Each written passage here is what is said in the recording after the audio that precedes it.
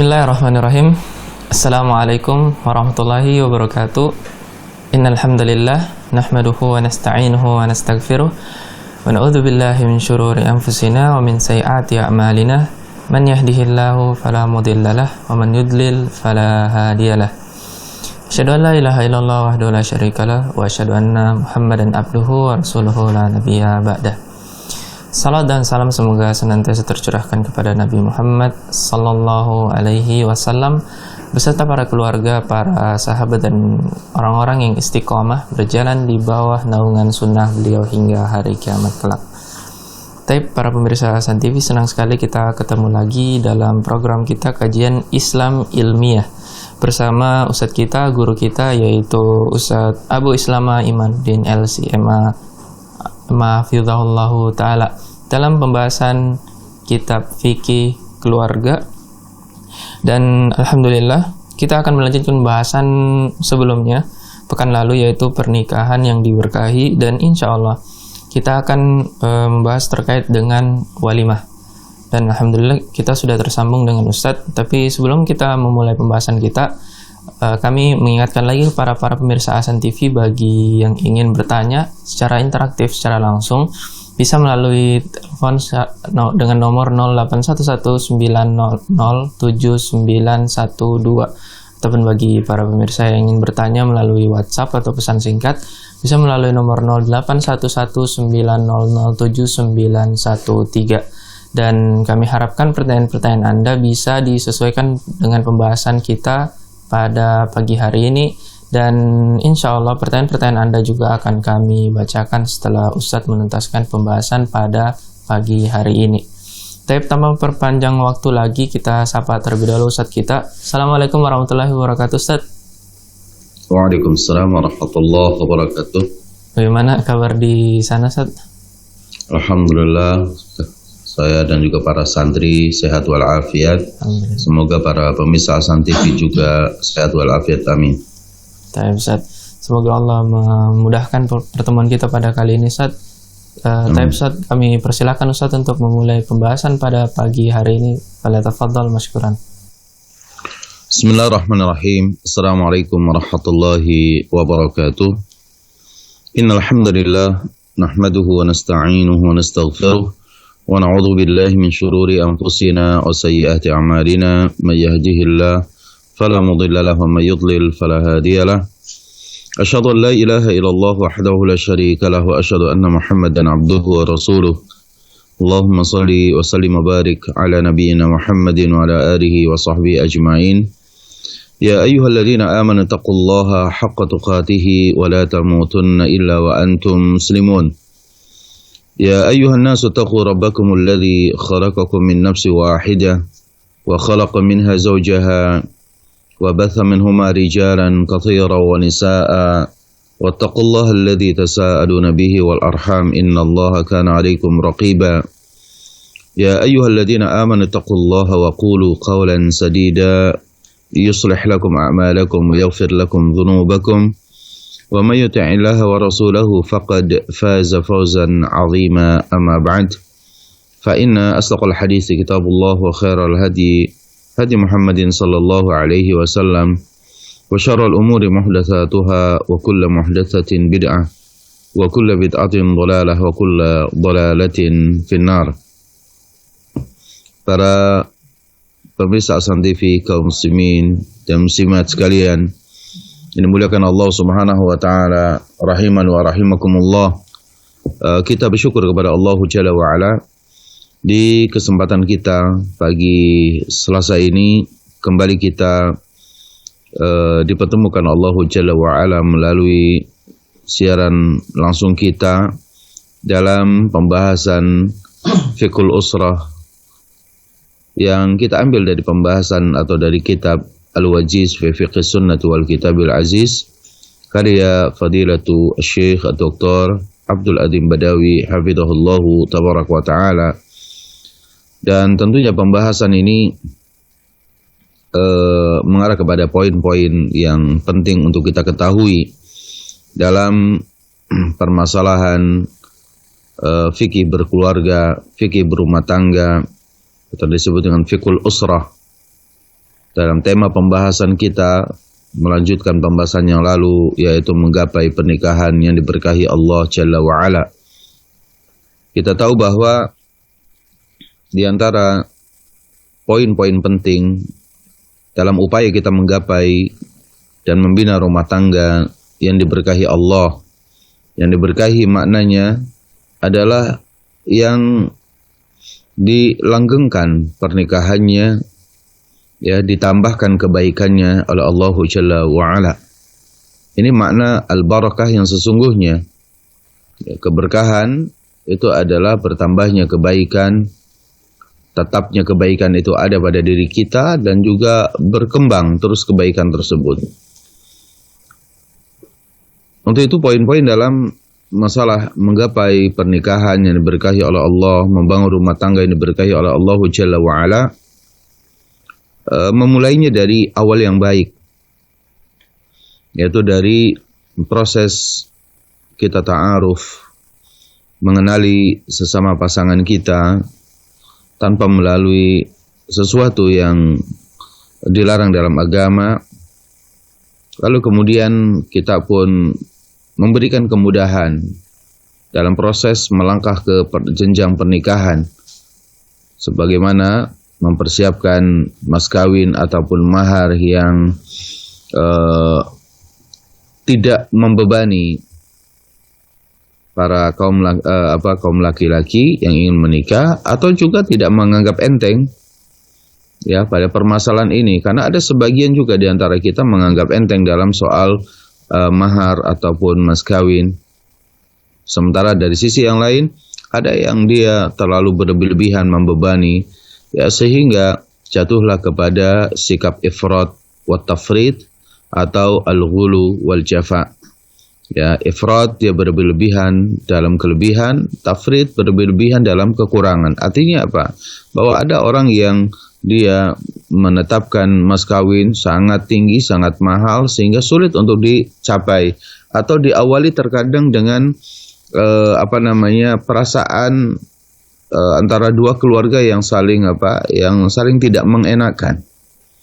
Ya, keluarga calon suami merasa dibebani oleh calon keluarga istri dengan menetapkan mas kawin yang besar atau biaya pernikahan yang besar. Nah, sehingga belum terjadi pernikahan tapi sudah ada perselisihan yang terjadi. Nah, ini hendaknya kita menghindari hal tersebut.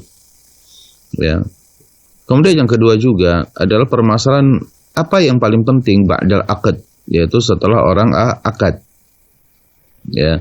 Maka keberkahan pun pada saat akad itu terjadi manakala akad itu harus menetapi syariat. Tidak boleh keluar daripada tuntunan syariat. Jangan membohongi publik, ya, misalnya dengan saksi yang asal mendapatkan saksi. Dia tidak kenal siapa calon pengantin laki-laki, saksi pihak perempuan tidak kenal dengan pengantin perempuannya. Dia asal ngambil, ya, dari kawannya, dari temannya yang sama-sama sebenarnya tidak mengenali betul. Atau bagaimana kemudian dia akan menjadi saksi. Kita khawatir itu jatuh kepada kesaksian palsu, sehingga, ya, bisa tidak sah pernikahan kita. Atau menganggap enteng tentang masalah perwalian. Wali mujbirnya ada, ya, wali yang memang harus ada seperti ayahnya misalkan masih ada, tapi langsung menggunakan wali hakim. Ya, jelas ini tidak sah. Ya, karena wali hakim itu bagi yang tidak memiliki wali. Artinya waliyus sultan liman la waliya lahu. Wali dari pemerintah itu, dari hakim itu, dari penghulu, ya, itu bagi orang yang tidak memiliki wali. Kalau seorang perempuan itu dia punya wali, ya, dia masih ada pamannya, misalnya kalau bapaknya nggak ada, dia masih ada pamannya misalkan, atau barangkali masih ada saudara laki-lakinya. Ya, tapi dia menghalangi kita untuk nikah, Ustaz. Terus kita rayu, terus kita berikan nasihat-nasihat yang baik untuk, ya, meloloskan atau mengizinkan kita untuk menikah. Jangan memaksakan, ya, sesuatu yang kalau kemudian hal itu dipaksakan akan terjadi permusuhan. Bahkan tidak sedikit dari keadaan di masyarakat itu, wali mujbir itu tidak merasa didengarkan oleh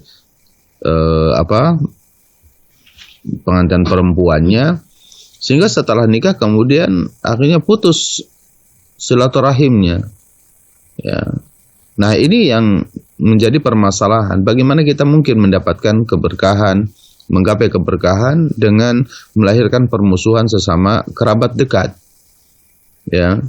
Bukankah Rasulullah SAW juga banyak menjelaskan kepada kita bahwa putusnya silaturahim atau memutuskan silaturahim ini ada salah satu cara atau salah satu perbuatan yang bisa menghalangi kita masuk ke dalam surga. La yadkhulul jannata qattatun.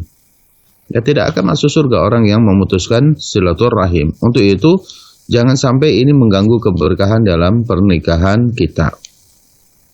Syarat dan rukunnya dipenuhi, ya, kemudian proses akad nikah itu dijalankan, ya, dengan penuh kejujuran, dengan penuh keikhlasan untuk membela agama Allah Jalla wa'ala, memasang niat yang solehah, niat yang baik. Ya, ini ada upaya-upaya untuk mendapatkan keberkahan dalam membangun rumah tangga. Di pagi hari ini insyaallah tabaraka wa ta'ala kita akan melanjutkan pembahasan yang berkaitan juga permasalahan yang sangat penting dalam rangkaian kita membangun rumah tangga ini berkahi adalah dengan mengadakan walimah. Ya, walimah ini bersifat i'lan, bertujuan mengumumkan bahwa kita sudah melangsungkan akad pernikahan. Ya. Dalam mengiklankan, mengumumkan kepada masyarakat bahwa kita sudah menikah itu faedahnya sangat besar. Agar tidak terjadi kesalahpahaman di antara masyarakat lalu kemudian melahirkan tuduhan-tuduhan yang tidak dibenarkan dalam syariat. Sehingga lahirlah ada tuduhan qadful muhsanat, menuduh wanita yang salehah, ya, wanita-wanita yang baik, ya, seakan-akan dia wanita tidak baik misalkan. Padahal dia sudah menikah. Tapi karena tidak diumumkan, sering disembunyikan dan seolah-olah, ya, itulah kemudian maksud daripada pernikahan sirri. Ya, pernikahan yang tersembunyi, yang seakan-akan pernikahan itu tidak perlu diketahui oleh orang lain misalkan. Ini sebuah kesalahan. Ya, bahwa pernikahan itu harus diketahui oleh kebanyakan orang, oleh keluarga, dua keluarga harus tahu. Ada kita melihat seseorang, ya, dia bertanya kepada kita, "Ustaz, bagaimana dengan pernikahan saya? Saya menikah dengan nikah siri. Tidak ada keluarga saya yang mengetahui. Wali saya adalah wali hakim," kata seorang akhwat ini berbicara kepada saya. Saya katakan, bagaimana wali hakim? Anda memiliki ayah, masih memiliki paman, masih memiliki saudara laki-laki, lalu kemudian menikah, dan keluarga tidak ada yang mengetahui. Nah, ini menjadi problem yang saat ini banyak terjadi di masyarakat. Bahkan tidak sedikit juga di kalangan yang sudah mengaku dia sudah ngaji, tapi tidak memahami juga permasalahan yang seperti ini. Nah, untuk itu berhati-hati kita dalam masalah pernikahan ini. Salah satunya adalah bab tentang masalah walimah. Dari sisi lain banyak di antara kita melihat pemandangan di masyarakat kita itu walimah itu mengiklankan sebuah pernikahan itu tidak memperhatikan apakah syariat Islam membolehkan atau tidak. Ya, apakah syariat Islam itu memperbolehkan atau justru melarang pernikahan walimah seperti itu? Nah, kita dapati banyak dari kaum muslimin mengadakan walimah, ya, itu dengan banyak menghambur-hamburkan harta misalkan, jangan memperhatikan, ya, aspek tabdzir, pemborosan, ya, pada perkara yang tidak bermanfaat. Kita memanggil misalkan bidu wanita untuk hiburan atau misalkan musik, gitu ya, bercampur baur laki dan perempuan. Sementara di masyarakat perkotaan, ya, itu dengan ada, ya, pesta dansanya. Ini persis seperti yang orang-orang kafir banyak lakukan. Ya, ada yang disebut dengan standing party gitu ya. Jadi pesta dengan makan sambil berdiri, tidak ada satu kursi pun di sana misalkan. Tentunya ini adalah cara-cara yang dihindari oleh kita semuanya. Ya, mana pernikahan ataupun walimah yang diberkahi oleh Allah Jalla wa Ala. Di sisi lain tadi banyak orang yang menyembunyikan walimahan. Ya, banyak orang menyembunyikan walimahan. Tidak mengadakan walimah karena takut diketahui oleh orang. Kenapa pernikahan takut diketahui oleh banyak orang? Nah, ini juga permasalahan. Jadi dari satu sisi ada orang yang berlebih-lebihan ya dalam walimahan, bahkan bisa ada yang sampai lebih dari 3 hari. Ya, padahal ya sunnah paling tidak 3 hari saja dalam masalah walimah gitu, tidak perlu lama-lama gitu. Ya, atau barangkali saat ini itu praktis ya berapa jam gitu, yang penting diundang semuanya, orang bisa datang pada saat itu atau datang di hari yang lain. Nah, ikhwatal iman a'azzani Allah, kita katakan qala al-muallifu hafidhahullahu tabaraka wa ta'ala wa mata'ahu bis-sihhati wal 'afiyah wujubu al-walimati, kewajiban melakukan walimah. Wala budda min amali walimatin ba'da ad-dukhuli, artinya harus diadakan walimah setelah ya mereka masuki akad pernikahan dan bercampur suami istri, ini harus diadakan walimah. Ya. Li amri Nabi sallallahu alaihi wasallam Abdurrahman ibni Auf, ya. Dengan dalil perintah Nabi kita mulia sallallahu alaihi wasallam kepada sahabat yang mulia Abdurrahman bin Auf dalam hadis aulim walau bisyatin. Ya, aulim walau bisyatin, sebagaimana hadis yang sudah kita bahas sebelumnya. Ya, dikatakan ya di dalam pembahasan yang sebelumnya, hadis yang diriwayatkan dari Anas ibn Malik radhiyallahu anhu anna Abdurrahman bin Auf jaa ila Rasulillah sallallahu alaihi wasallam. Bahwasanya Abdurrahman bin Auf, kata sahabat yang mulia Anas bin Malik, ya, Abdurrahman bin Auf datang kepada Rasul sallallahu alaihi wasallam wa bihi atharu sufrah.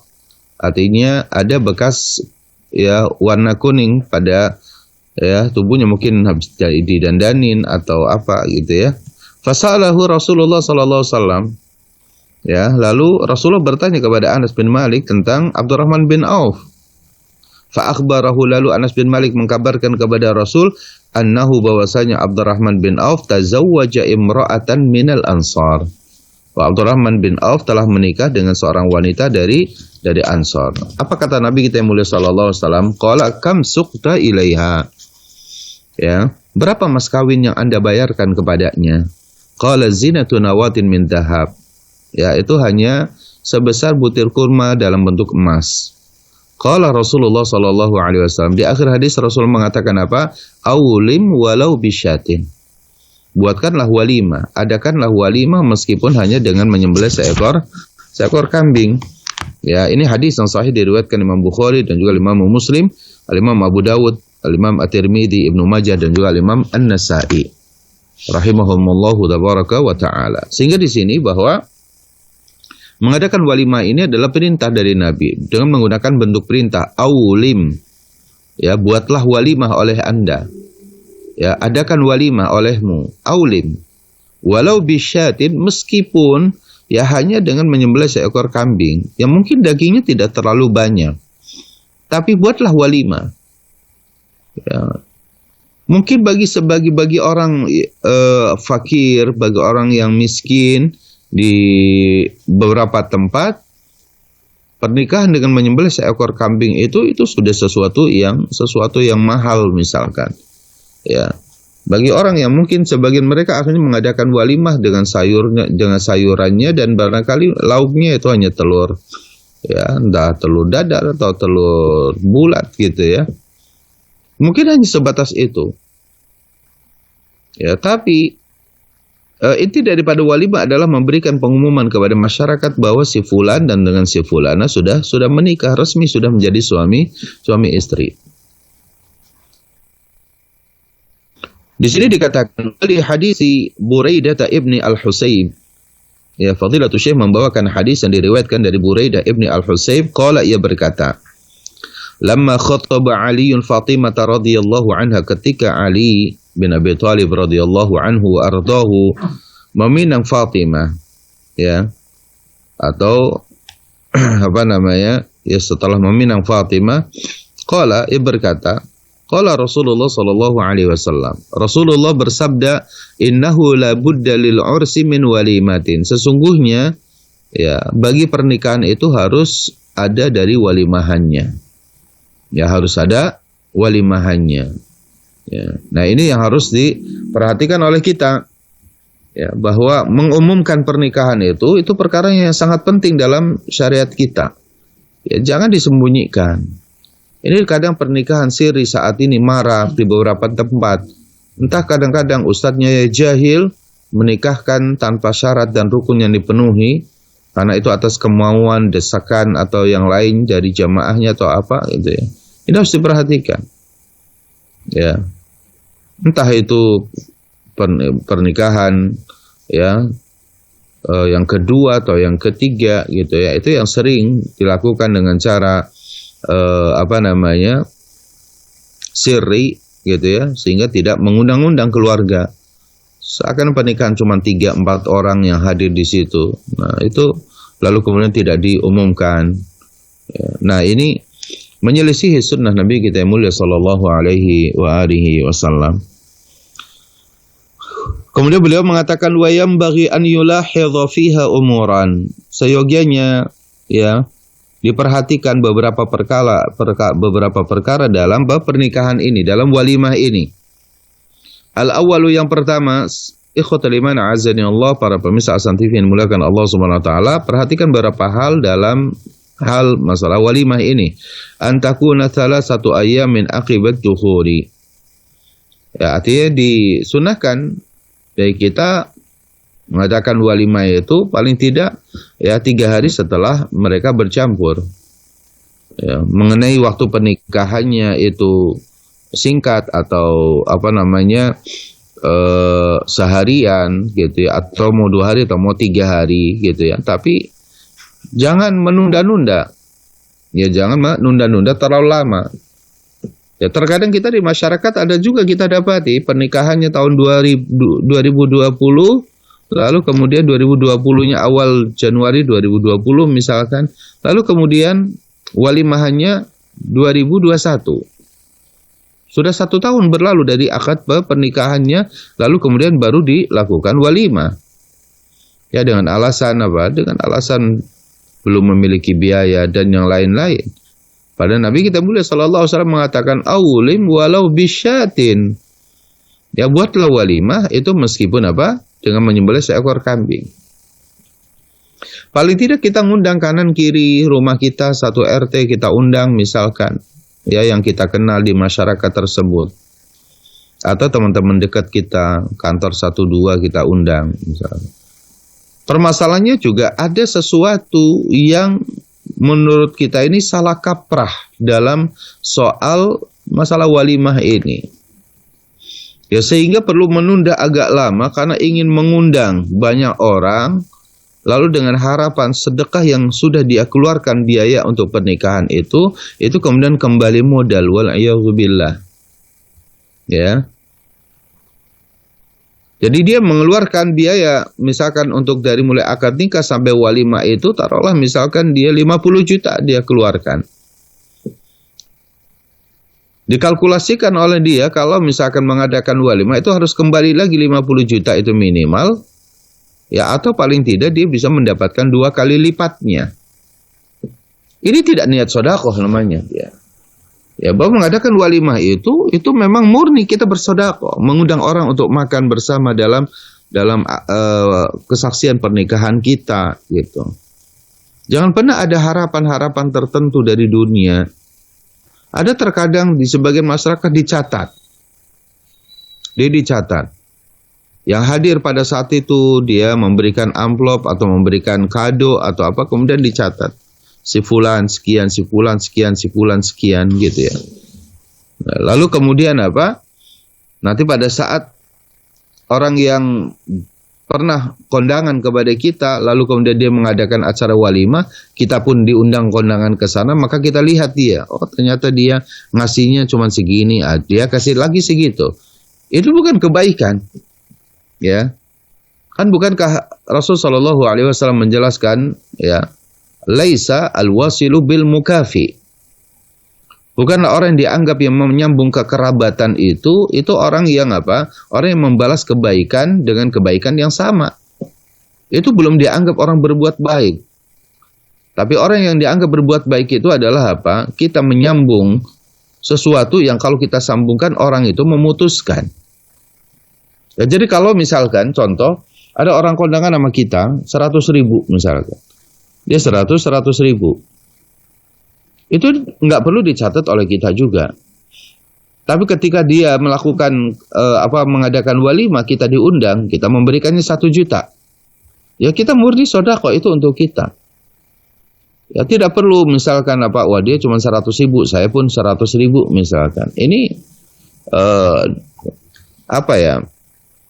saya kira juga bukan masalah tradisi ini gitu. Tapi itu ada masalah karakter, masalah perangai kita.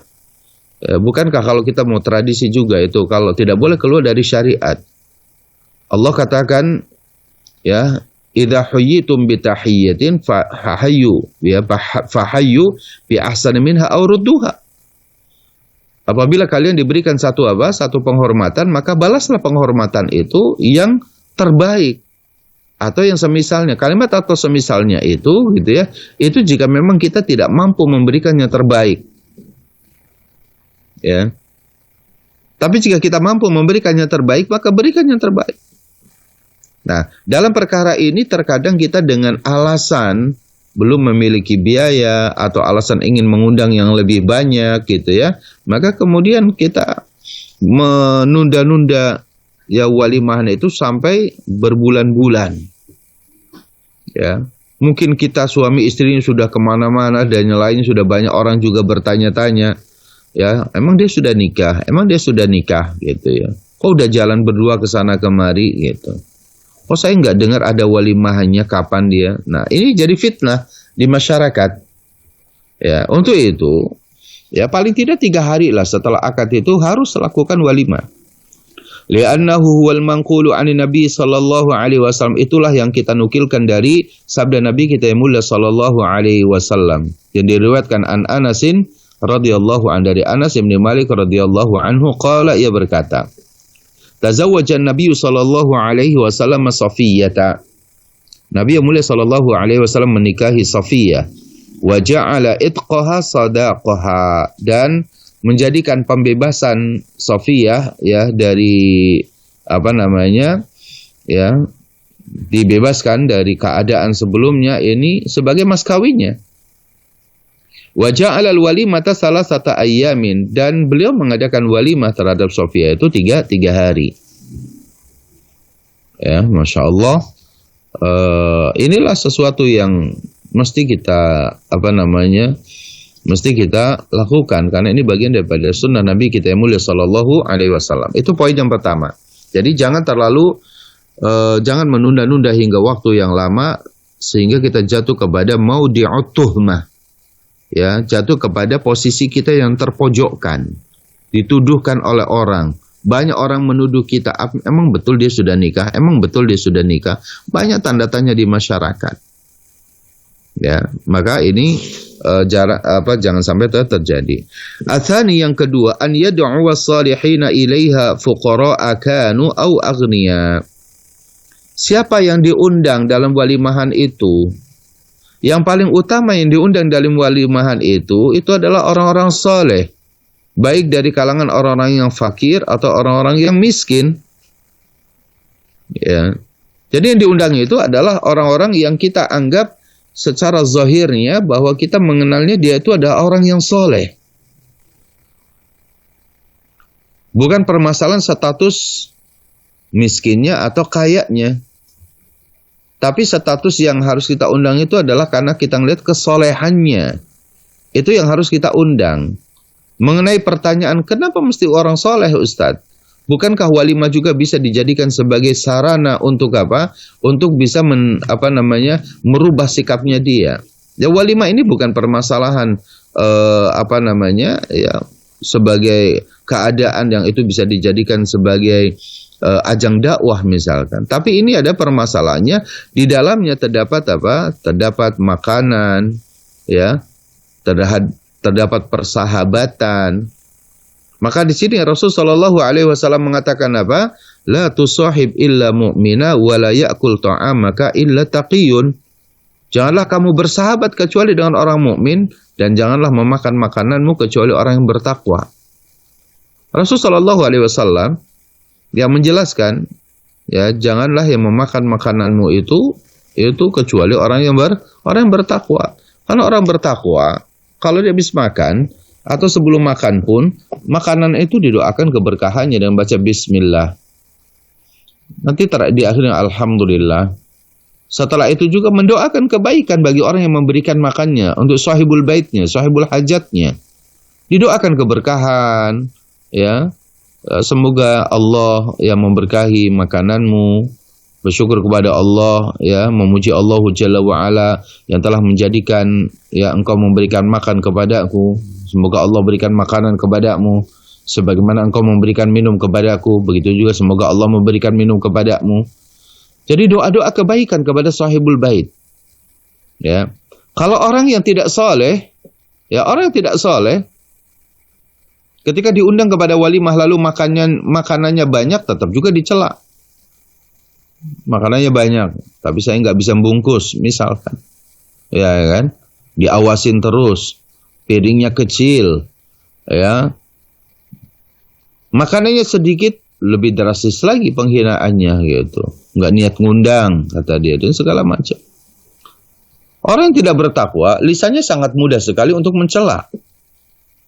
Ya, orang yang tidak saleh, dia akan sangat mudah sekali untuk mencela makanan, mencela minuman, ya, kemudian mencela sahibul hajatnya. Apa yang kemudian diharapkan dari lisan-lisan yang suka pencela seperti ini? Kita berharap dengan walimah ini adalah keberkahan. Lalu apa yang diharapkan dari para pencela dengan lisan-lisan mereka? Maka, hatta kalau misalnya kita punya banyak teman, tidak semua teman diundang.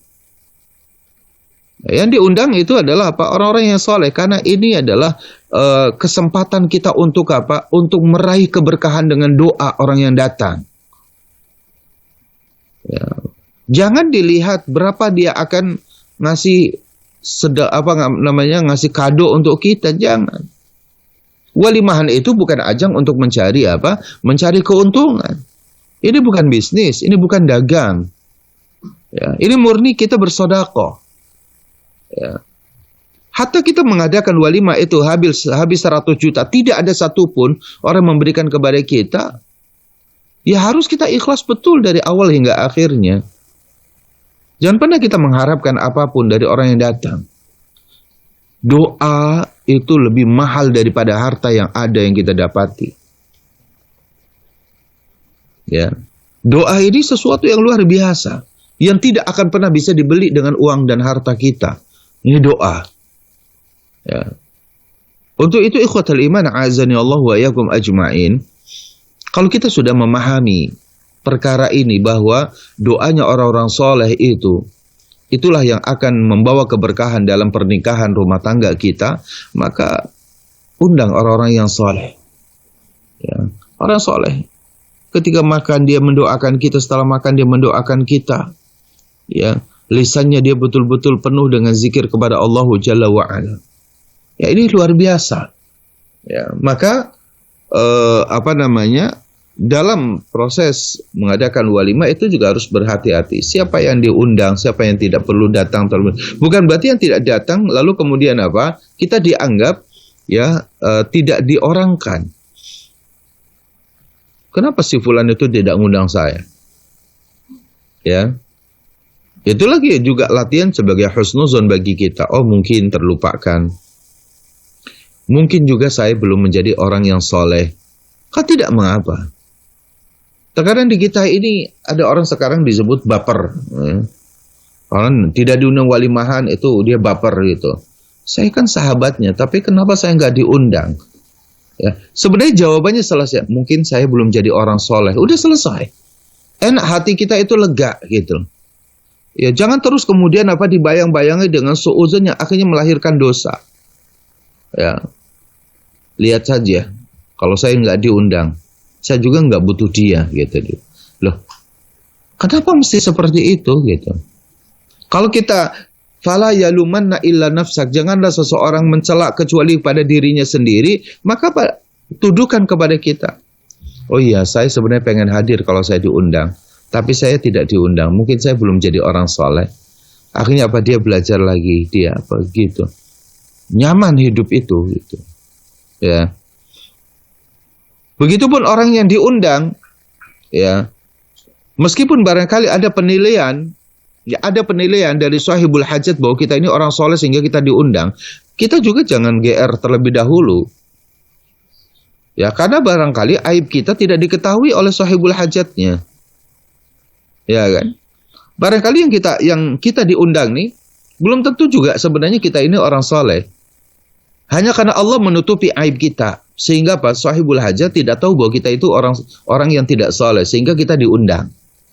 Seandainya Allah membuka aib kita, yakin kita tidak akan pernah mau datang ke tempat itu. Kenapa? Karena malu. Karena malu. Untuk itu, ini latihan keikhlasan dalam diri kita. Kalau kita diundang seperti apa, jangan melahirkan kesombongan. Lihat nih, saya diundang oleh presiden, gitu ya. Karena presiden nggak tahu Anda itu sebenarnya orang yang akhlaknya rusak. Karena di mata presiden Anda aja orang baik, tapi di mata masyarakat yang lain yang tahu aib kita, maka kita ini termasuk orang yang buruk misalkan. Ya kan? Dan kalau kita tidak diundang juga jangan berkecil hati. Tuduhkan pada diri kita, mungkin saya belum menjadi orang soleh, selesai, alhamdulillah.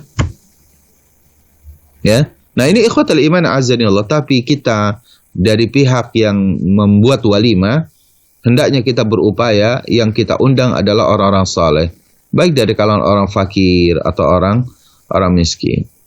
Nah, terkadang ini juga ada juga nih sebuah dianggap tidak mampu menempatkan dirinya. Contoh begini.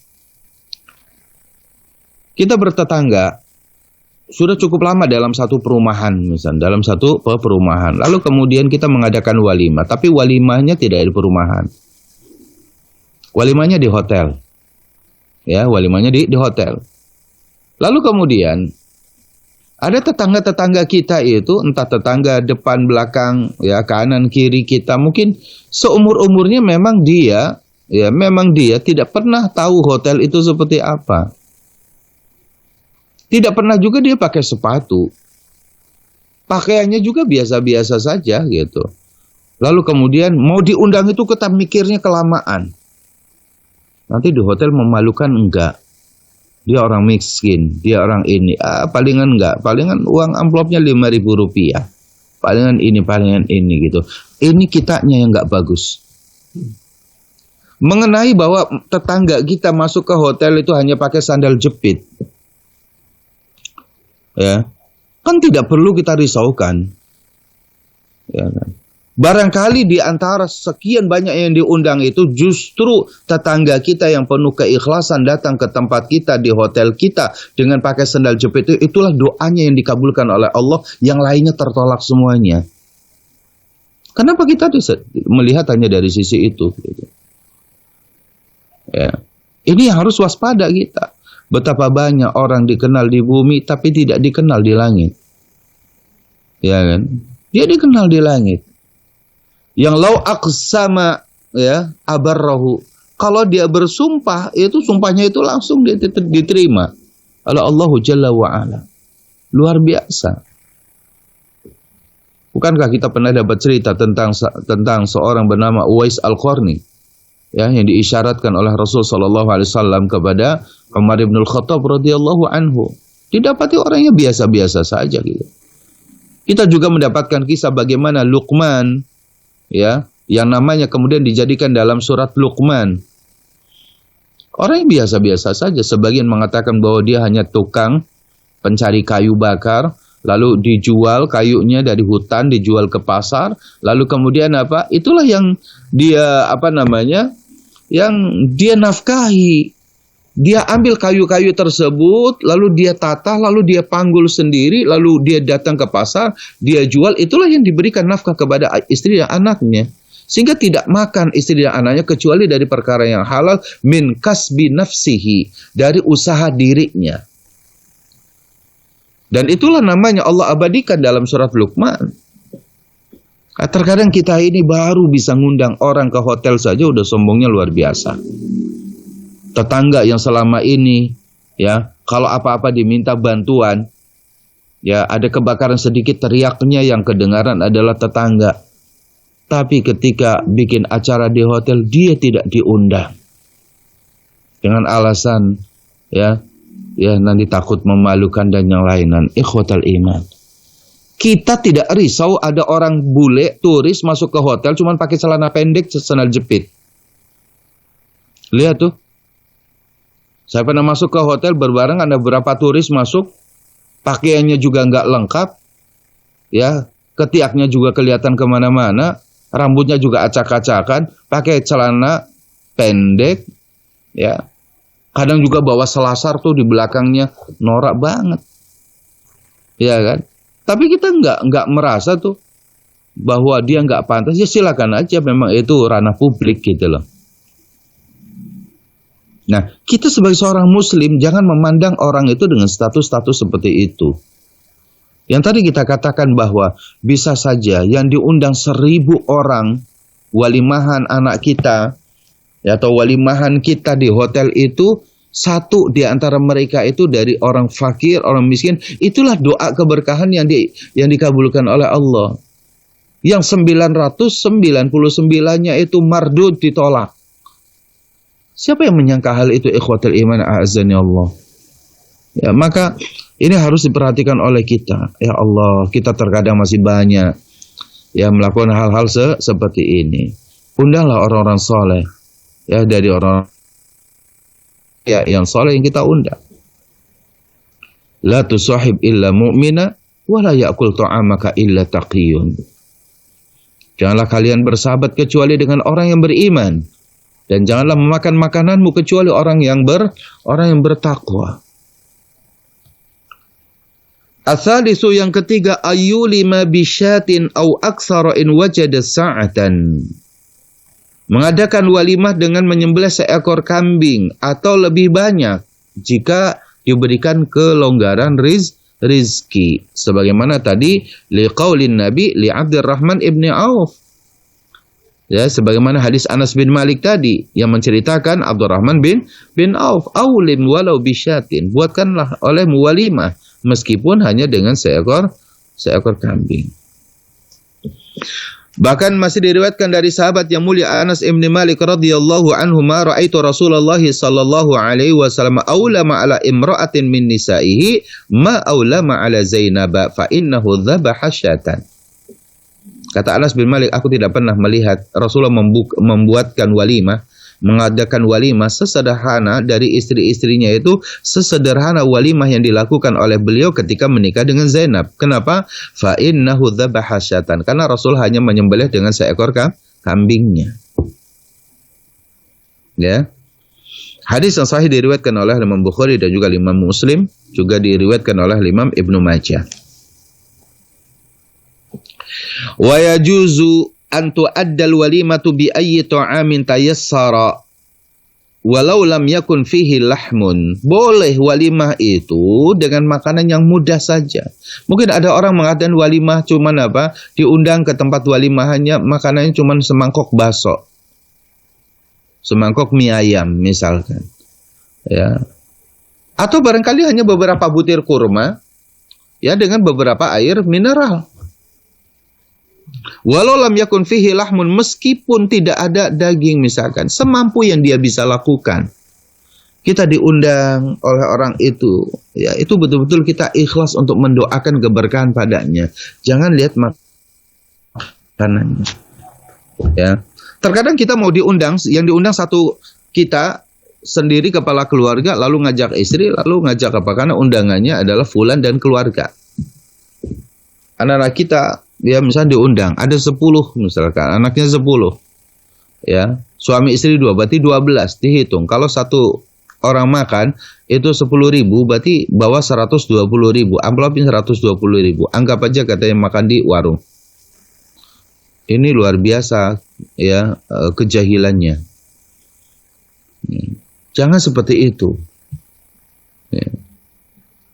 Dan jangan menilai walimahan itu dari sisi makanannya. Karena boleh kita mengadakan walimah sesederhana yang bisa kita lakukan walau lam yakun fihi lahmun, meskipun tidak ada daging. Karena di sini kan daging di sini dianggap makanan yang memang itu mewah gitu ya.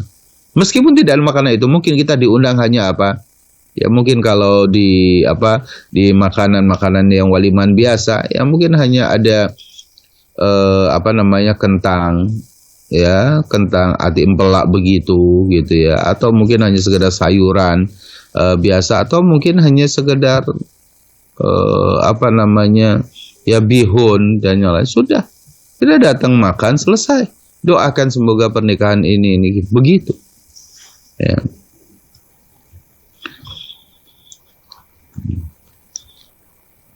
Nah, di sini dikatakan li hadisi Anas ibn Malik radhiyallahu an. Hal ini berdasarkan hadis Anas bin Malik. Ya, aqama an-nabiy sallallahu alaihi wasallam baina Khaybar wal Madinah thalathan. Yubna alaihi bi Safiyyah binti Huyai. Rasul sallallahu alaihi wasallam pernah tinggal di satu tempat antara Khaybar dengan Madinah. Ada dalam sebuah pernah menempati di situ. Yubna alaihi. Kemudian pada saat itu melakukan sebuah pernikahan dengan Safiyyah binti Huyai. Fada'autul muslimina ila walimatihi. Lalu aku pun mengundang orang-orang muslim ke walimahnya. Fama kana fiha min khubzin wala lahmin. Ya, tidak ada roti, tidak ada daging gitu ya. Amara bil anta'i. Ya, beliau memerintahkan untuk menggelar semacam tikar gitu dari kulit.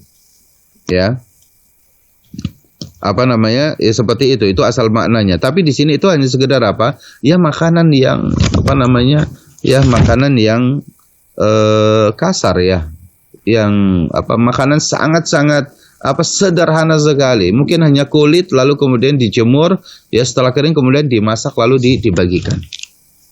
Ya, atau misalkan ya itu tidak ada tempat duduk yang tidak ada tempat duduk yang mewah, nggak ada kursi, nggak ada cuma ya digelarkan tikar, lalu kaum muslimin duduk-duduk, lalu kemudian dibagikan dibagikan kurma, ya dibagikan kurma.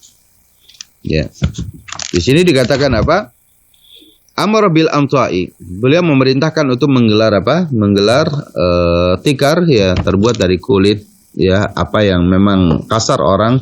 Artinya tidak ada kesan yang mewah gitu ya, sangat-sangat sederhana. Lalu fa ulqiya fiha minat tamri wal aqti wasamni fakanat walimatuhu.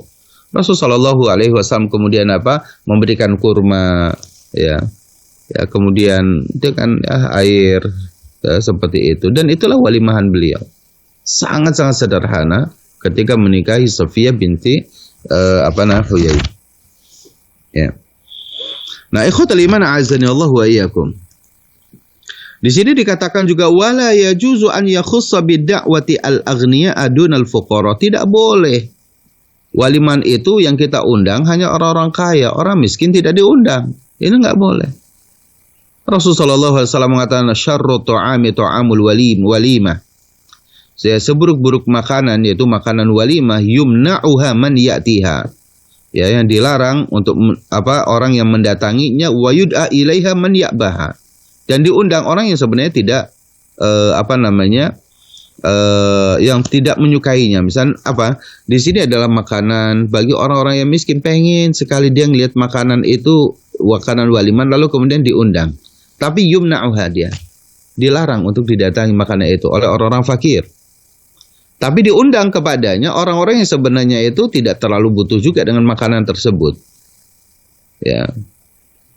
Jadi itu seburuk-buruk makanan adalah makanan walimah yang orang fakir yang ingin sekali pengen makan makanan itu tapi tidak diundang, yang orang-orang kaya yang sebenarnya tidak terlalu suka dengan makanan itu tapi dia yang diundang. Ya, nah ini. Wa man lam yujibid da'wata faqad asallaha wa rasulahu, dan siapa yang tidak mendatangi undangan, tidak menghadiri undangan ya tanpa ada uzur, gitu, tanpa ada uzur, faqad asallaha wa rasulahu. Sungguh ia telah ya bermaksiat, berdurhaka kepada Allah dan Rasulnya. Maka wajibu ala man du'iya ilaiha an yahdhuraha, wajib atas orang yang diundang untuk menghadirinya. Ya berdasarkan hadis tadi.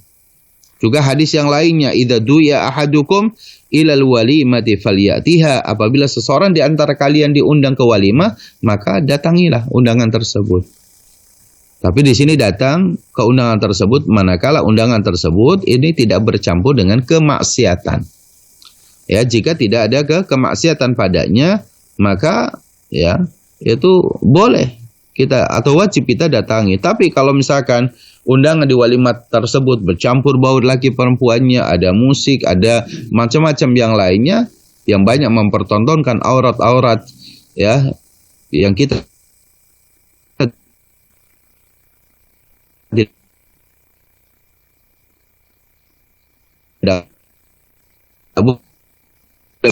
seyogianya ya untuk mendatangi undangan tersebut, menghadir undangan tersebut meskipun kita lagi puasa. Meskipun kita lagi puasa. Ya Rasulullah sallallahu alaihi wasallam dalam hadis yang sahih diriwayatkan oleh Imam Al-Baihaqi juga Imam Abu Dawud, Rasul mengatakan, "Idza du'iya ahadukum ila ta'amin falyujib." Apabila seseorang di antara kalian diundang untuk ke jamuan makanan, falyujib, maka hendaklah ia menjawab undangan tersebut. Fa in kana muftiran falyat'am, apabila dia tidak dalam keadaan puasa, ya maka hendaklah ia makan. Wa in kana shaiman, apabila dia puasa, falyusalli, maka hendaklah ia mendoakannya. Ya, falyusalli. Jadi kalau misalkan kita lagi tidak puasa, ya silakan makan dari undangan tersebut. Tapi kalau kita lagi puasa, ya cukup kita datang lalu kemudian kita doakan. Ya. Boleh juga kalau dia puasanya sunnah, misalkan walahu an yuftira idza kana mutatawwi'an fi siyamihi. Baginya boleh berbuka puasa apabila dia puasa sunnah. La siyama idza alaha alaihi da'i, apalagi kalau yang mengundangnya terus meminta untuk ayo dong makan terus seperti itu. Sudah kita batalkan puasa sunnah kita. Ya, puasa sunnah kita batalkan. Liqaulihi sallallahu alaihi wa alihi wasallam, berdasarkan hadis Rasulullah sallallahu alaihi wasallam, idza du'a ahadukum ila ta'amin falyujib fa in syaa'a ta'im wa in syaa'a tarak. Apabila seseorang di antara kalian itu diundang ke jamuan makanan, maka ya hadirilah. Fa in syaa'a, jika ia menghendakinya, maka ya dia makan, wa in syaa'a taraka, jika dia menghendaki juga dia tinggalkan. Artinya tidak perlu makan. Nah, ikhwatal iman a'azzani Allah. Inilah perkara-perkara yang bisa mendatangkan keberkahan kita dalam mengadakan walimah ya. Perhatikan beberapa poin-poin penting ini ya, agar kita yang mengadakan walimah ini benar-benar kita yang mendapatkan keberkahan dari pernikahan ataupun membina rumah tangga ini dengan rumah tangga yang diberkahi oleh Allahu Jalla wa Ala. Di menggapai pernikahan yang diberkahi Allah yang ketiga, insyaallah pada kesempatan yang akan datang kita akan bahas kembali bagaimana kewajiban kita bagi yang hadir. Kalau tadi adalah bagi orang yang mengadakan walimahannya, tapi bagaimana dengan kita yang diundang, apa yang mesti kita lakukan, ya, bagaimana sikap kita agar kita yang hadir dan juga yang dihadiri ini sama-sama mendapatkan keberkahan ya dalam undangan jamuan ataupun walimahan ini atau akad pernikahan ini. Semoga hal ini bermanfaat dan kita buka insyaallah tabaraka wa taala sesi bersoal dan jawab. Jika memang hal itu ada, kita sampaikan kepada Al-Akh di studio. Silakan. Baik, jazakumullah khairan Ustaz atas ilmunya, dan itulah tadi pembahasan kita, pembahasan tentang fikih keluarga dengan tema walimah. Dan jazakumullah khairan juga atas kepada Ustadz yang sudah memberikan ilmunya kepada kita semua, dan mudah-mudahan Allah memberikan kesehatan dan kebaikan lainnya kepada Ustadz, dan insya Allah apa yang akan kita dengarkan bersama-sama bisa memberikan manfaat pada kita semua. Tapi Ustadz, tapi para pemirsa Hasan TV, tibalah saatnya kita masuk ke sesi selanjutnya, yaitu sesi tanya jawab. Dan kami kembali lagi mengingatkan kepada para pemirsa Hasan TV, bagi yang ingin bertanya secara langsung bisa melalui nomor 081190079912, ataupun bagi para pemirsa yang ingin bertanya melalui pesan singkat atau WhatsApp bisa melalui nomor 081190079913. Tapi Ustadz, sambil menunggu penelpon yang masuk, Ustadz, kita bacakan terlebih dahulu pesan singkat yang sudah masuk. Bismillah. Assalamualaikum warahmatullahi wabarakatuh. Ustadz, izin bertanya, bagaimana cara mendapatkan jodoh yang semanhaj? Dari Arif Rahman Hakim, Ustadz. Ya, taib. Al-akh Arif Rahman Hakim, hafidhakallahu tabaraka wa ta'ala wa mata'akum bisihhati wal afiyati insyaallah, amin. Bagaimana mendapatkan jodoh yang yang baik, yang salihah, misalnya yang insyaallah diberkahi oleh Allah Jalla wa Ala. Pertama, ya, adalah berdoa kepada Allah Jalla wa Ala. Ya, pertama berdoa kepada Allah Subhanahu wa Ta'ala. Karena doa ini adalah penting. Ya, doa ini adalah penting. Berdoa kepada Allah, meminta semoga Allah jodohkan kita dengan apa? Dengan wanita yang salihah. Wanita yang qanitat hafizat lil ghaibi bima hafizahullah. Wanita yang rajin ibadahnya, yang taat kepada Rasulnya, taat kepada suaminya, dan hafizat yang menjaga kehormatan dirinya dan menjaga harta suaminya. Kan sifat wanita salihah ini. Ya, fassalihatu qanitatun hafizatun lil ghaibi bima hafizahullah. Jadi dua sifat wanita salihah itu qanitat dan hafizat. Untuk itu, karena ini berkaitan dengan apa yang kita inginkan, maka Allah lah yang akan memberi. Maka kita meminta kepada Allah Subhanahu wa Ta'ala dengan doa kita. Itu yang pertama. Yang kedua, tentunya ikhtiar kita itu adalah apa? Ya, meminta bantuan dari orang-orang yang kita anggap soleh. Ya. Kita meminta kepada guru-guru kita, antum di daerah mana, antum datang kepada silaturahim dengan guru-guru kita di sana, lalu kemudian meminta bantuan, antum kenalkan diri antum siapa, gitu ya. Jangan dari medsos cari pasangan ini, ya, jangan hanya kena dari Instagram, apalagi dari TikTok, ya. Jangan dari medsos, jangan dari kenalan Facebook dan yang lain-lain. Ini tipuan-tipuan yang begitu banyak. Ya, bahkan barangkali saat ini, ya, cukup akan menjadi musibah kalau kita memiliki istri yang juga aktif di medsos. Itu akan menjadi musibah. Ya, kita memiliki istri yang aktif dalam apa? Dalam medsos. Hatta itu, ya, itu grup-grup kajian. Istri sibuk dengan grup kajian ini, jadi admin ini, jadi admin ini, jadi admin ini. Ini sibuk. Suami diabaikan, anak dan juga diabaikan. Sibuk dia. Nah, itu bahaya. Justru sekarang ini itu yang membahayakan itu. Maka apa? Antum datangi, ya, ustadz-ustadz yang ada di sekitar antum, yang semanhaj, ya, dengan kita. Antum minta. Ya, antum minta. Tidak perlu itu satu kuliah dan yang lainnya. Maka itu justru hal yang itu hal yang harus dijaga oleh kita. Atau kadang dia satu sekolah, satu kuliah atau apa gitu ya. Terlalu umum. Antum datang kepada ustadz antum, lalu kemudian ya meminta, ya, ada nggak yang sudah siap menikah? Terus ya antum harus dikenal dulu sama ustadz tersebut. Karena misalkan ustadz juga akan merekomendasikan, ya, bahwa antum itu saleh, antum itu baik, juga pada saat itu ustadz harus bertanggung jawab. Mengenalkan antum dengan apa? Dengan seorang akhwat, ya, dan itu kita akan bertanggung jawab juga di hadapan Allah Jalla wa Ala. Manakala kemudian sudah dikenalkan hanya sekedar sekali dua kali ngaji, lalu kemudian setelah itu bercita-cita memiliki istri yang soleh kepada asal menikahkan antum dengan siapa misalkan gitu ya. Padahal Ustaz sendiri tidak kenal misalkan. Maka itu harus ada muayyasyah. Harus ada hidup ya bersama dengan majelis ilmu yang diampu oleh ustaz tersebut. Datang sehingga antum dikenal di situ.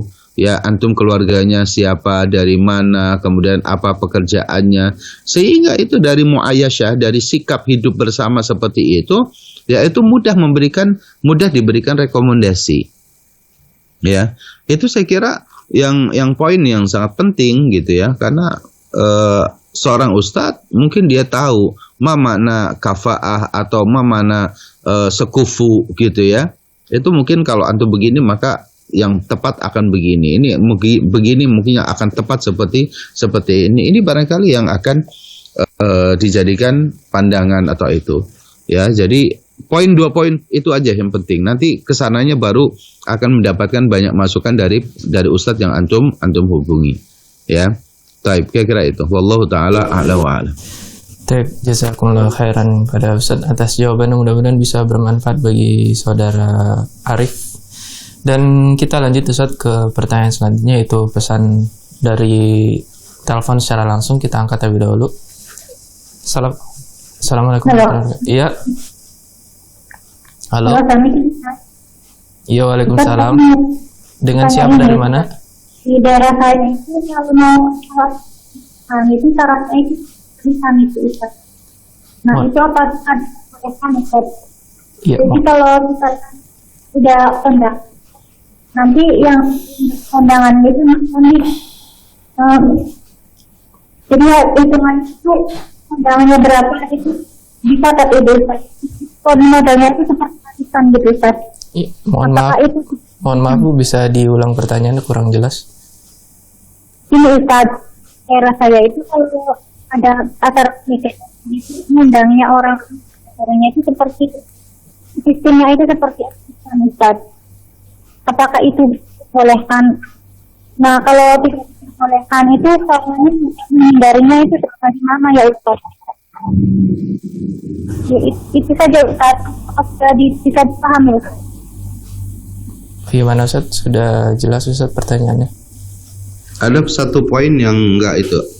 Apakah tradisi misalkan membuat walimah dengan sistem arisan atau apa tadi ya? Iya seperti itu Ustaz. Ya seperti itu kan? Arisan gitu Ustaz. Ya. Yang kondangan sistemnya seperti arisan. Nah, bisa kita tangkap dari pertanyaannya insyaallah. Ya, terima kasih Ibu. Kalau tidak dibolehkan caranya seperti apa Ustaz? Ya. Ya itu saja Ustaz. Assalamualaikum. Barakallahu fiik insyaallah. Ibu dimulakan Allah Jalla wa Ala. Ini yang harus juga difahami oleh kita ya, di masyarakat. Ada tradisi dan kebiasaan yang barangkali semacam sistem arisan gitu ya. Arisan ini sebenarnya kan secara tidak langsung udah langsung dianggap utang. Ya, dianggap utang misalkan. Jadi kita berkumpul 20 orang atau berapa, lalu kemudian kita menjalin komunikasi kalau nanti ada kita walimahan maka akan ada biaya yang keluar dari arisan ini segini untuk biaya pernikahan misalkan gitu ya, atau ada acara tertentu dan yang lain-lain. Ini kan sebenarnya itu adalah murni utang. Karena bagi orang yang dapat pertama kali, maka kalau misalkan pesertanya 10, maka akan ada 9 kali lagi kita membayarnya. Kalau sudah 2 kali yang keluar namanya, maka ada 8 kali kita harus membayar. Kalau kita yang dapat pertama kali, maka kita akan utang itu selama 9 kali. Nah ini sebenarnya adalah itu gaya hidup, dan itu adalah sesuatu yang kita khawatirkan ya, bahwa kita tidak tahu usia kita dan lain-lainnya. Maka betul masalah hutang ini permasalahan tidak bisa dihindari di masyarakat. Akan tetapi jangan pernah kita membiasakan diri dengan masalah hutang seperti ini, dengan sistem arisan lah atau yang lain gitu ya, baik untuk walimahan, untuk biaya kuliah lah, untuk apa dan yang lain-lainnya. yang dibenarkan secara syar'i, dan ini harus masuk dalam kategori at-ta'awun, yaitu Allah Ta'ala perintahkan wa ta'awanu 'alal birri wat taqwa, saling tolong-menolonglah kalian dalam kebajikan dan ketakwaan. Yang murni misalkan pada saat kita di masyarakat ini harus kita galakkan adalah apa? Ketika kita punya acara, ya masyarakat secara sukarela dia datang kepada kita, apa yang bisa Anda bantu? Gitu. Misalkan apa? Tidak ada air mineralnya. Apakah saya bisa membantu air mineralnya? Saya kirim misalkan sampai 20 dus. Yang lain barangkali membagi, saya kirim dagingnya, saya mau ngirim telurnya, saya kirim berasnya. Gitu ya. Saya bikin ininya, dan lain. Itu namanya takaful. Takaful itu artinya, takaful bukan takaful sebuah nama lembaga yang bernama asuransi takaful. Gitu ya. Tapi takaful yang dimaksud sini adalah kita saling mengcover kebutuhan saudara kita. Ya, al-muslim akhul muslim. Ya kan? Muslim itu adalah saudara sama muslim. Jadi kalau kita bisa membantu, itulah yang namanya alal birri, atas kebajikan, kebaikan. Wa taqwa, dan kita menjaga diri dari ketakwaan kita. Kita jangan sampai ada pamrih. Jadi kalau kita misalkan ya seperti yang misalkan kami ya di pesantren itu biasanya kami lakukan begini gitu. Ketika ada ikhwan kita, ada misalkan staf pengajar kita ya sudah siap ingin menikah, tapi kita tahu bahwa dia tidak kalau untuk mengadakan walimah misalkan itu belum mampu gitu ya dengan biaya yang besar saat ini, maka ayo kita bantu. Bisa nggak walimahannya misalnya di pesantren? Lalu kemudian Ustadz Fulan, antum bisa nggak masak dagingnya? Bisa nggak masak rendangnya? Antum bisa nggak masak goreng kerupuknya? Antum bisa nggak masak sayurannya? Antum bisa nggak masak nasinya, masak yang lainnya? Lalu nanti pada jam yang sama dikumpulkan semua makanan tersebut. Itu menjadi hidangan yang luar biasa, yang banyak. Ya kan, itu namanya takaful. Ya kan, wa ta'awanu 'alal birri wat taqwa.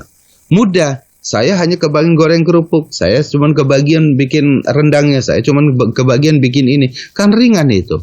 Itu kan bahasa Indonesia kita, ringan sama di jinjing, berat sama dipikul. Itu namanya takaful. Itu yang di kita ini saat ini tradisi itu sudah mulai berkurang. Bahkan ya akhirnya seakan-akan jadi tadi. Walimahan itu dianggap ajang untuk mendapatkan mendapatkan jumlah nominal yang lebih banyak. Jadi bukan lagi sedekah, dan itu yang harus dihindari. Jadi sistem-sistem yang tadi tidak jelas tadi, yang bahkan itu utang dan yang lain, itu harus kita tinggalkan, Ibu. Mau itu atas nama arisan dan yang lainnya, itu saya kira perlu kita tinggalkan. Bagaimana cara menghindarkannya? Kita sampaikan baik-baik. Mohon maaf bahwa saya tidak bisa mengikuti kegiatan seperti ini. Saya tidak mampu untuk mengikuti seperti ini. Ya, demikian Ibu. Allahu Ta'ala a'la wa a'lam. Taib, jazakumullah khairan atas jawabannya Ustaz, mudah-mudahan bisa bermanfaat bagi penanya. Taib Ustaz, kita lanjut ke pertanyaan selanjutnya Ustaz, dari pesan singkat WhatsApp. Bismillah. Assalamualaikum warahmatullahi wabarakatuh. Semoga Ustadz beserta keluarga dan seluruh kru Ahsan TV dalam lindungan Allah. Saya hamba Allah di Batam. Bagaimana hukumnya menghadiri walimahan yang di sana ada musiknya Ustadz? Jazakallahu khairan. Ya. Pertama, kalau kita sudah betul-betul mengetahui bahwa walimahan itu bercampur dengan musik, yang kita jelas mengetahui bahwa itu haram untuk kita datangi, bahwa yang sunnahnya adalah bahwa pada hari itu memang betul, itu adalah hari berbahagia. Hari berbahagia, tapi bukan berarti kebahagiaan itu lepas pengawasan dari syariat Allah Jalla wa'ala. Ya. Sesuatu yang dilarang dari syariat, ya, maka tetap harus dijaga untuk tidak kita lakukan. Seperti musik, gitu ya. Yang boleh itu adalah kita menabur duf, ya, semacam rebana begitu, kemudian di acara pernikahan itu, lalu kemudian anak-anak kecil dia ikut bernyanyi-nyanyi di situ, gitu ya, tidak ada alat musik yang lainnya, ya, murni kayak model rebana saja seperti itu, gitu ya. Bukan berarti bahwa itu klasik dan yang lainnya, enggak, memang itu, ya, memang itu. Kalau dulu saya kira juga di zaman Rasul ya musik-musik atau alat-alat yang bersenar misalnya seperti semacam gitar dan yang lainnya, kalau mau diadakan juga mungkin banyak di mana orang-orang Baduy, orang-orang Arab misalkan yang di pedalaman juga banyak yang melakukan, atau mungkin ada yang melakukan hal seperti itu. Atau pengaruh misalkan kalau ada orang mengatakan, oh zaman dahulu itu kan belum dikenal, sekarang zamannya udah modern gitu, dengan organ tunggalnya, dengan yang lain, ada biduan wanita. Zaman dahulu biduan wanita juga ada. Ya, bahkan dalam riwayat bahwa Aisyah radhiyallahu anha itu juga pernah ingin sekali melihat ada kerumunan apa orang-orang di sana gitu ya. Sampai kemudian bersembunyi di balik apa? Ya, di balik punggung Rasul sallallahu alaihi wasallam. Ya, gitu. Untuk ingin melihat seperti itu gitu. Nah, di sini artinya bahwa jika memang waliman tersebut kita tahu yakin betul bahwa itu bercampur dengan musik, campur baur laki dan perempuan, tidak ada hijab, tidak ada pembatas, laki perempuan sama di satu tempat itu, ya, maka kita tidak boleh menghadirinya. Ya, kita tidak boleh menghadirinya meskipun kita diundang. Ya, kita diundang manakala di situ tidak ada pelanggaran syariat. Tapi kalau terjadi pelanggaran syariat, maka sebaiknya kita tidak menghadirinya. Lantas bagaimana Ustadz? Saya kan tidak enak Ustadz, itu tetangga kita, teman dekat kita dan yang lainnya. Kita bisa datang hari sebelumnya, ya, atau bisa kita datang 1 hari setelahnya ke rumahnya, lalu ucapkan selamat ya kepadanya, mungkin berbagi hadiah. Datang sehari sebelumnya atau datang, ya, kalau datang sehari sebelumnya maka kita katakan mohon maaf saya tidak bisa hadir besok hari. Gitu ya. Jangan cari alasan saya besok hari ada aktivitas. Memang kita punya aktivitas semuanya. Ya kan, saya tidak bisa datang besok hari, maka saya datang hari ini. Karena kita tahu bahwa di sana ada musik dan yang lainnya. Atau misalkan kita datang besoknya lagi setelah acara selesai, kita datang ke rumahnya. Kita sambangi rumahnya, mohon maaf kemarin saya tidak bisa datang, saya bisa datang hari ini. Demikian. Itu kan pasti akan orang juga senang, nggak mungkin dia orang menolak. Ya kan, itu cara menyambung kekerabatan dengan seperti itu. Kita tidak terjebak kepada ya tradisi yang itu melanggar syariat. Allah Ta'ala a'la wa a'la. Jazakumullah khairan atas jawaban dari Ustaz. Mudah-mudahan bisa bermanfaat bagi penanya. Tapi Ustaz, selanjutnya kita mengingatkan lagi kepada para pemirsa Hasan TV, bagi yang ingin bertanya bisa melalui telepon secara langsung dengan nomor 081190079912, atau bagi para pemirsa yang ingin bertanya melalui WhatsApp atau pesan singkat bisa melalui nomor 081190079913. Tapi Ustaz, kita lanjut ke pertanyaan selanjutnya, yaitu pertanyaan dari pemirsa di YouTube Ustaz, dari Muhammad Fauzan. Assalamualaikum Ustaz, saya mendengar hadis sebaik-baik wanita adalah mahar yang mudah. Yang dimaksud mudah itu seperti apa Ustaz? Syukran lakum. Baik. Fauzan, hafidhakumullah ta'ala. Mahar yang mudah itu adalah ya yang mudah didapati oleh seorang laki-laki gitu ya, karena sudah kita bahas mas kawin itu adalah hak mutlak nanti milik istrinya gitu ya, yang diberikan oleh suaminya. Tapi itu yang mudah, yang memang punya nilai ya, mudah didapati, kemudian punya nilai mudah tapi punya nilai tapi misalkan sulit didapati misalkan. Nah, itu kan juga susah. Jadi yang ringan misalkan kalau tadi misalkan kita banyak di sini toko-toko emas banyak gitu ya, maka ringan di situ bisa apakah kita minta kepada calon istri kita, ya mas kawinnya berapa misalnya. Dia minta ternyata 50 gram. Kita katakan boleh nggak mas kawinnya 5 gram. Saya kalau 50 gram kayaknya berat bagi saya. Tapi kalau 5 gram insya Allah saya bisa gitu. Nah kemudian kata oh ya udah nggak apa-apa jika memang mampunya 5 gram. Ya sudah kita berarti mas kawin kita 5 gram misalkan. Ya itu namanya mahar yang mudah didapati oleh kita dan juga tidak berat ya dari biayanya atau dari harganya. Ya, atau misalkan kita rumah misalkan ya, kita ingin memberikan mas kawin kepada istri kita itu rumah tempat tinggal. Ya, tapi misalkan istri mintanya rumah 3 lantai misalkan, lalu kemudian kita mengatakan bisa nggak kalau hanya 1 lantai? Luas tanahnya misalkan 200 meter, bisa nggak cukup 80 meter misalkan. Karena sesuai kemampuan kita, itulah yang kita sampaikan. Ya, jangan membebani sesuatu yang kita sendiri tidak mampu hanya untuk menikah misalkan, lalu kemudian si calon istri membebani sesuatu yang kita sendiri tidak mampu sampai akhirnya berhutang-hutang ke sana kemari dan yang lainnya. Ya, lihat hadis yang sudah kita bahas bahwa Rasul Shallallahu Alaihi Wasallam ketika ditawarkan untuk menikahi seorang wanita, Rasul 3 kali diam, lalu ada seorang sahabat mengatakan, ya Rasulullah, nikahkan aku dengannya. Rasul bertanya, apakah kamu memiliki sesuatu untuk diberikan sebagai mas kawinnya? Saya tidak punya ya Rasul. Ya udah, coba kamu cari terlebih dahulu, meskipun kamu mendapati cincin dari besi kan gitu. Setelah itu apa? Ya cincin dari besi berapa biayanya? Ya kan? Kan itu murah. Cincin besi tentunya bukan seharga emas, bukan seharga perak gitu ya. Bukan seharga kuningan juga. Itu pasti murah harganya. Ya. Tapi itu tidak didapati juga. Sampai dia datang, Rasul bertanya, sudah dapat belum? Tidak ada ya Rasul, meskipun cincin dari besi saya nggak dapat ya. Kalau gitu, hal ma'aka minal Qur'an? Adakah hafalan dari kamu, dari ayat-ayat Al-Quran yang sudah kamu pelajari? Ada ya surat ini dan surat ini.